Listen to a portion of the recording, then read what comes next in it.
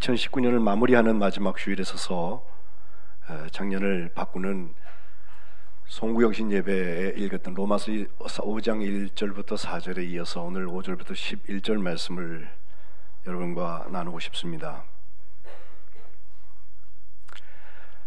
난인 연망, 환난은 인내를, 인내는 연단을, 연단은 소망을 이루는 줄 알미라 하는 그 말씀을 1년 내내 말씀을 드렸는데, 이것은 우리가 환난을 악센트를 주어서 있는 것이 아니라 하나님의 그 사랑을 향하여서 가는 길에 일어나는 일들인 것을 오늘 본문에 분명히 기록하고 있습니다. 5절 시작에부터 보면 우리에게 우리의 소망, 그 소망이 우리를 부끄럽게 하지 않는다라는 말씀이 나오는데, 그 소망은 결코 우리를 부끄럽게 내버려 두지 않는 이유가 있는데, 5절 하반절에 우리에게 주신 성령으로 말미암아서 하나님의 사랑이 우리의 마음에 부은 바 되었다는 것입니다. 그러면서 오늘 본문에는 우리가 어떨 때 하나님께서 어떤 상황에 있는 사람에게 그 사랑을 부어주셨나에 대한 설명을 세 가지로 하고 있는데, 첫 번째는 연약할 때, 두 번째는 죄인이었을 때, 세 번째는 하나님과 원수 되었을 때라고 오늘 본문에 기록하고 있습니다. 연약한 사람은 누구나 강해지기를 바랄 테고, 죄인 되어서 그 죄책감에 눌려있는 사람은 그 죄가 해결함을 받고 용서함을 받고 죄짐을 풀었으면, 죄짐에서부터 해방되었으면 하는 소망이 있을 테고, 하나님과 원수된 사람은 하나님과 화해하기를 소망하게 마련인데, 바로 이 모든 것이 하나님의 사랑에서 시작이 되고 하나님의 사랑에서 완성된다는 것입니다. 바로 그 사랑은 지난 성탄절에 우리가 함께 축하하고 감사했던 우리 사람의 몸을 입고 역사에 오신 우리 예수님, 그분의 십자가와 부활에서 잘 나타나고 있습니다. 세 가지 때라 했는데 아직 연약할 때부터 생각을 좀 해봅시다. 이 연약하다는 말은 뭐냐?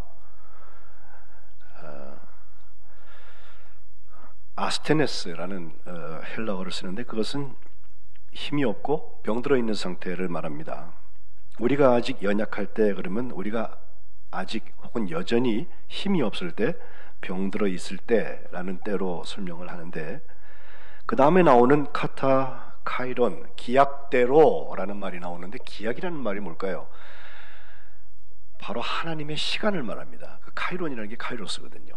흘러가는 시간, 막연한 시간이 아니라 하나님께서 기원 전과 기원 후를 나누는 성탄과 같은 결정적인 시간을 우리에게 허락하여 주신다는 것인데, 바로 예수님이 세상에 오신 것과 같이 예수님이 우리에게 오시는 그런 결정적인 때를 따라서 그 예수님께서 죽으셨는데, 바로 경건하지 않은 사람들을 위하여서 죽으셨다는 것입니다. 예수님이 경건한 사람을 위하여서 죽으셨을 것 같은데, 경건하지 않은 사람을 위하여서 죽으셨다는 것이 하나님의 사랑이라는 거예요. 두 번째, 8절에 보면 우리가 아직 죄인 되었을 때라는 표현이 나오죠. 하나님의 사랑이 필요한 것은 역시 자기가 죄인인 것을 자각하고 있는 사람입니다. 그리스도께서 우리를 위하여 죽으심으로 하나님께서 우리에 대한 자기의 사랑을 확증하셨다라고 복음을 선언하고 있습니다. 여기 죄인이라고 하는 것, 그것은 쏜 화살이 관역을 빗나간 상태를 말합니다. 목적된 길을 향하여서 가는 것이 아니라, 하나님의 꿈과 비전과 사명을 가지고서 그 소망을 향하여서 하는 것이 아니라, 거기서 어긋난 삶, 바로 그 죄인이 되어서 목표를 잃고 가고 있는 우리 삶에 8절 하반절에 하나님께서 우리를 향한 하나님의 사랑을 확증하셨다. 그것이 바로 예수님께서 우리를 위하여 죽으셨다는 십자가의 사건이라는 것입니다. 하나님이 확증하신 그 사랑을 우리가 순례해 나갈 때, 십자가에서 죽으신 예수님의 그 희생, 그 사랑이 우리에게 능력이 되는 것입니다. 공간복음에 보면 예수님께서 한 중풍병자를 고친 이야기가 마태, 마가, 누가 전부 공이 기록하고 있는데, 마가복음 중심으로 2장에 있는 기사를 쭉 읽어보면 거기는 네 사람이 그 중풍병자를 예수님께 데리고 오기 위해서 왔는데 들어갈 수가 없어요. 사람이 많아서. 그러니까 지붕에 올라가고서 천장을 뚫고 거기서 이제 침상을 내렸다. 예수님 앞에 내려온 그 중풍병자를 보고서 예수님께서 다른 때 같으면 야, 침상 들고 집에 가, 이렇게 하셨을 텐데 거기서 독특한 표현을 하세요. 2장 4절에 보면 작은 자야 네 죄 사함을 받았느니라, 이렇게 말씀하십니다. 내 죄가 용서함을 받았다. 지금 예수님 앞에 병자로 와서 내가 올 수도 없어요. 그래서 친구들이 와서 들어줬다, 그러니까 내려줬다. 사람이 막혀있는 모든 장애물을 뚫고 와 있는데 그분을 향해서 병 고쳐줄 생각은 안 하고 내 죄 사함을 받았다고 선언하는 것, 이것을 본인도 마음이 안타까울지 모르지만은 거기 있던 한 서기관이 마음속에 아주 불편한 생각을 하는 거예요. 야, 이거 신성모독 아니야? 어떻게 사람이 이런 말을 할 수가 있지? 사람의 죄 사하는 것은 하나님만 하시는 일인데 어떻게 저 사람의 입에서 저런 말이 나올까라고 생각을 하고 있는데, 예수님은 그 속으로 생각하고 있는 것을 보시고 그에게 말하십니다. 어찌하여 이것을 마음에 생각하고 있냐? 이 중풍병자한테 죄 사함을 받았느니라 하는 말하고 일어나서 내 상을 가지고 걸어가라 하는 말 중에서 어떤 게 쉽겠냐? 지금 더 어려운 걸 예수님이 하고 계세요. 갖고 가라, 그렇게 해서 그렇게 되면 그걸로 좋아요. 쉽잖아요. 근데 예수님께서 내 죄사함을 받았느니라 라고 선언하시는 거예요. 그것은 10절에 보면 인자가 땅에서 죄를 사하는 권세가 있는 줄을 너희로 알게 하려 하노라. 죄사함의 권세에 대한 이야기로 중풍병자를 고치는 이야기를 하십니다. 다시 그 중풍병자를 향하여서 내가 내게 이른다, 일어나서 네 상을 가지고 집으로 가라. 그래서 그 사람이 벌떡 일어나서 고침받고 모든 사람 앞에 나가게 될 때 사람들이 그걸 보고서 다 하나님께 영광을 돌리고 놀랐고, 우리가 이런 일을 도무지 보지 못했다라고 서로 간증했다는 것입니다. 이 말씀에 중풍병자를 고치시면서 죄사함의 권세를 확신시키신 그 일 이후에 바로 이어지는 말씀이 마태, 마가, 누가 다 똑같이 그 순서를 기록하고 있는데, 바로 세리였던 세관장에 앉아있던 레위라는 사람을 주님께서 부르시는 사건입니다.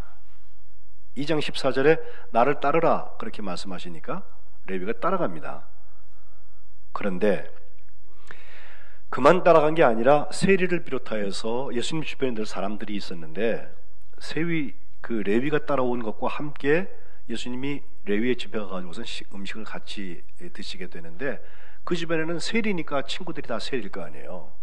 또 죄인들이 예수님 주변에 우글우글 했으니까 제자들과 함께 다 앉아서 어우러져 가지고서 밥을 먹고 있는데, 2장 16절에 다시 한번 바리새인의 서기관들이 예수님께서 그 죄인과 서기관들, 세리들과 함께 식사하시는 것을 보고서 제자들한테 태클을 겁니다. 어찌하여서 세리 및 죄인들과 함께 밥을 먹냐? 예수님께서 그 이야기를 듣고 단언하신 말씀이에요.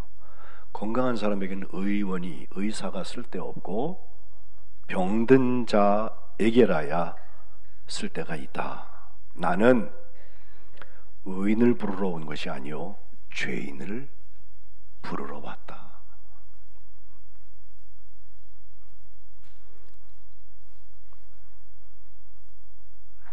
우리가 아직 죄인 되었을 때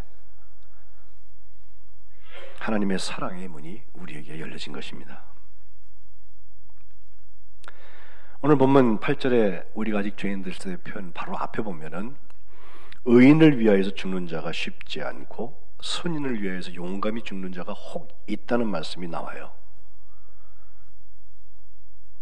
저도 이제 조금 있으면은 60살을 향해서 다가가는 5학년 지금 후반기를 살고 있는데, 보면 정의로운 죽음이 그 시간 동안에 그렇게 많이 기억되지 않아요. 의를 위해서 죽었다는 사람 쉽지 않습니다. 또 착한 사람, 선인을 위하여서 대신 죽어진 사람의 이야기 더러 있습니다만은 그렇게 흔치 않습니다.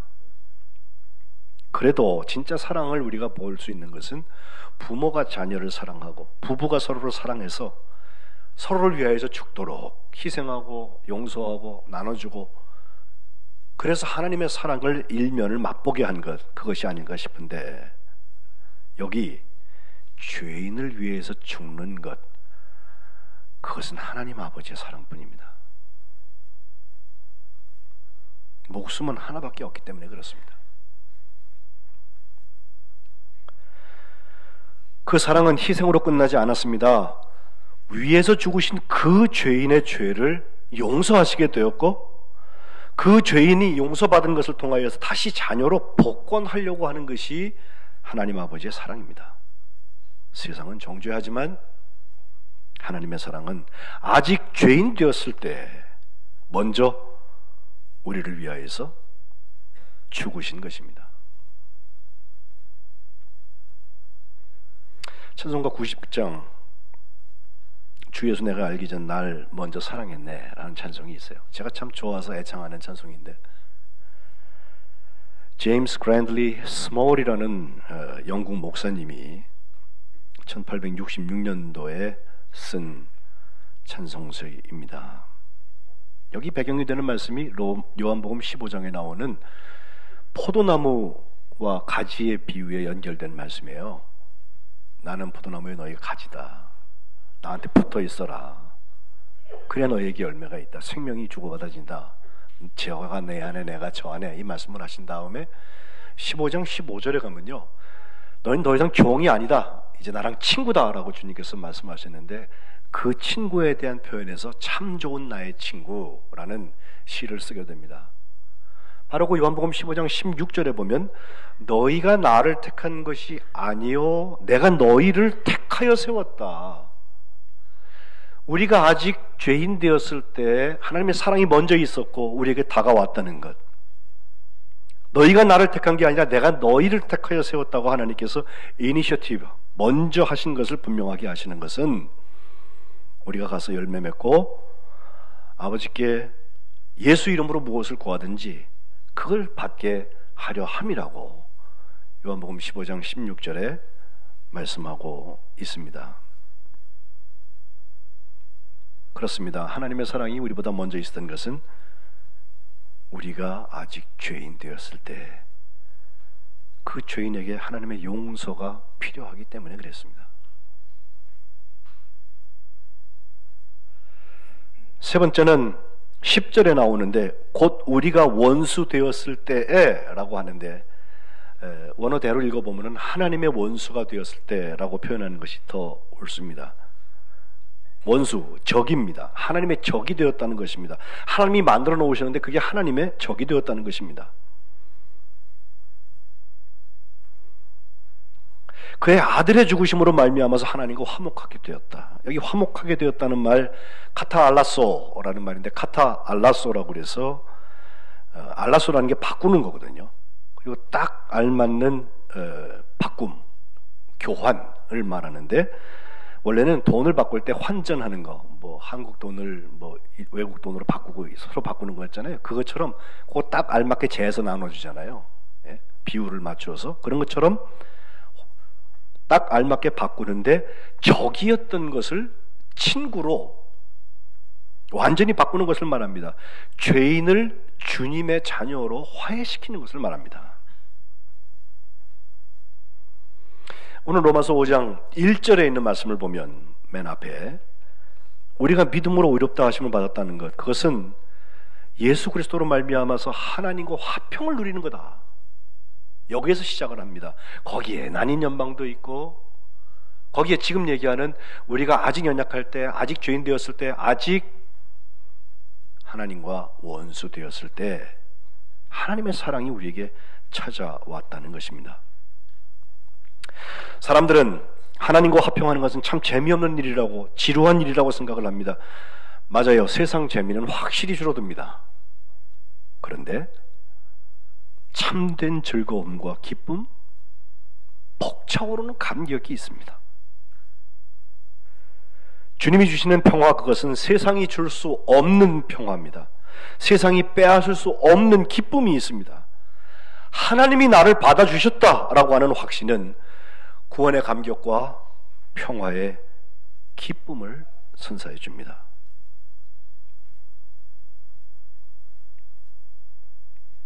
예수님이 죽으심으로 하나님하고 화목했다면 예수님이 죽으셨다가 살아나시는 부활을 통하여서 더욱 구원을 받게 될 거다. 이것이 예수 그리스도로 말미암아서 하나님 안에서 누리는 즐거움이라고 사도 바울은 오늘 본문에 말하고 있습니다. 지금부터 75년 전 1944년에 2차 대전이 다 끝나가는 때인데 크리스마스 때에 일어난 일 하나를 소개합니다. 벨기에 국경 부근 독일의 한 숲속에 있는 작은 오두막집에 프리츠 핑켄이라는 12살 난 소년이 어머니하고 집에 있었습니다. 그날도 전쟁 중이어서 포격 소리가 끊임없이 이어지는데 성탄절 전야 자기 아버지가 민방위로 가 있으니까 아버지 돌아오시면 우리 셋이서 저녁을 먹어야지 라고 작은 크리스마스 파티에 대한 기대감에 들떠 있었습니다.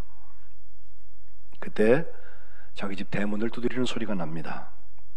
문을 열어보니까 철모를 쓰고 있는 병사 2명이 유령처럼 거기 서 있는데 그들 뒤에는 부상을 당해서 피를 흘리고 있는 병사 하나가 눈 위에 누워 있었습니다.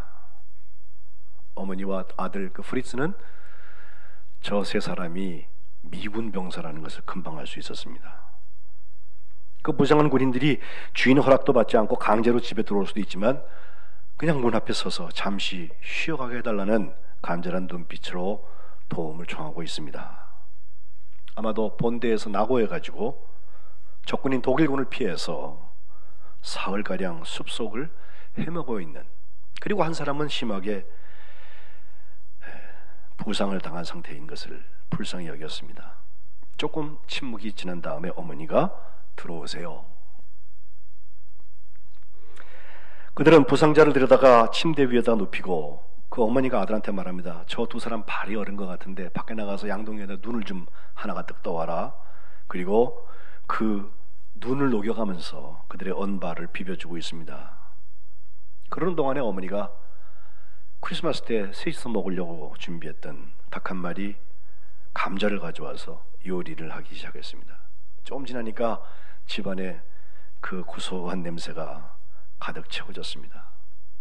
그런데 바로 그때 또 누가 문을 두드려요. 혹시 이 세 사람의 동료들일까 싶어서 프리츠가 문을 열었는데 그 문 앞에 4사람의 독일군 병사가 서 있었습니다. 어린 프리츠도 바로 몸이 얼어버렸습니다. 적군을 숨겨주었다 싶어서 우리까지도 총살당할 것을 어린 나이지만 잘 알고 있기 때문에 그렇습니다.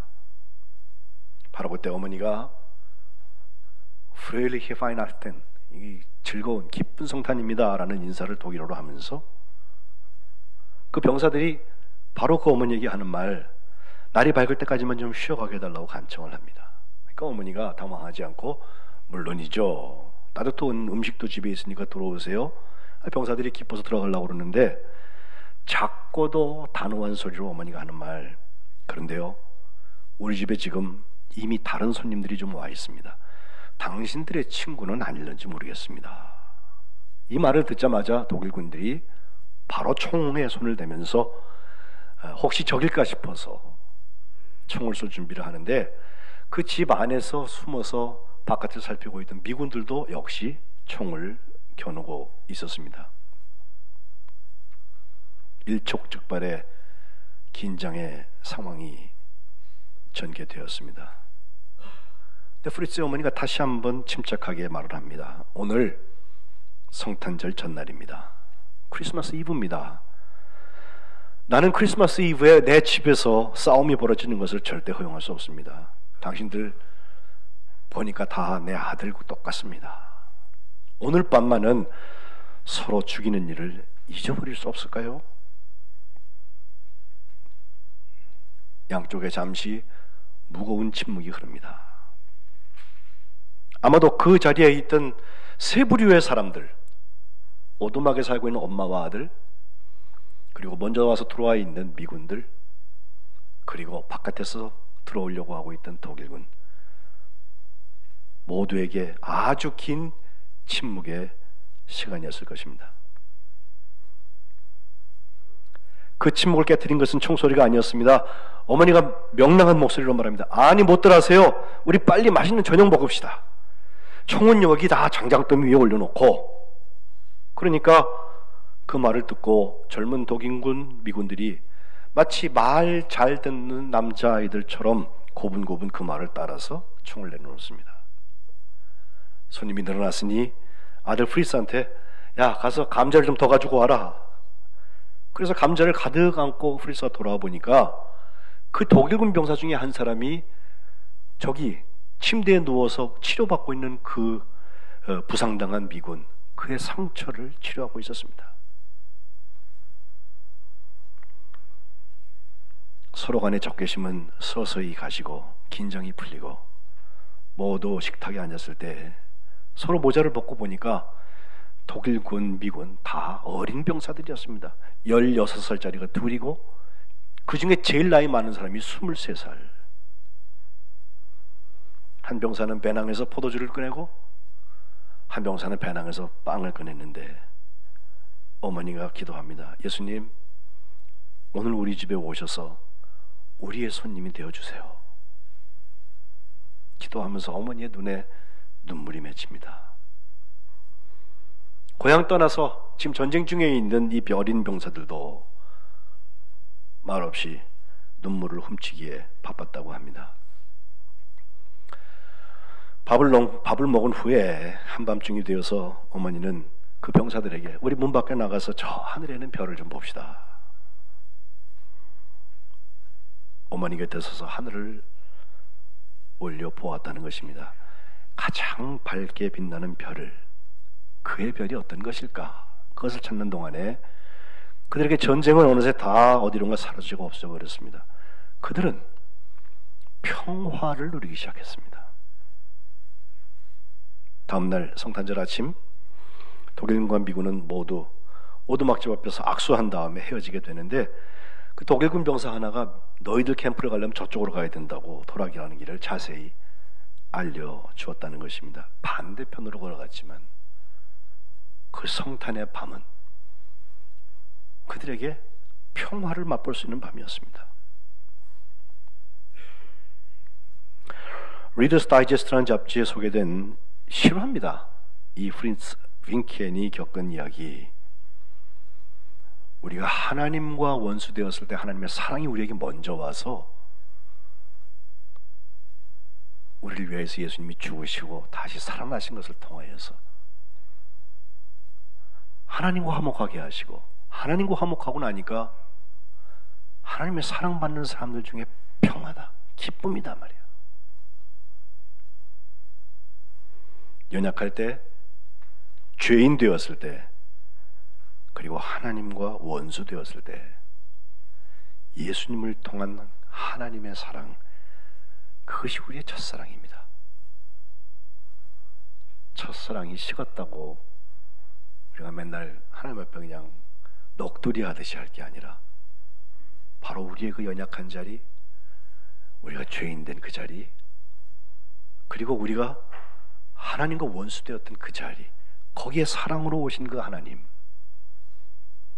그분의 사랑에 온전히 사로잡혀서 꿈과 비전과 사명의 소망을 품고 그 사랑을 향하여서 순례하는 거룩한 백성들 되시기를 주님의 이름으로 축복합니다. 기도하겠습니다.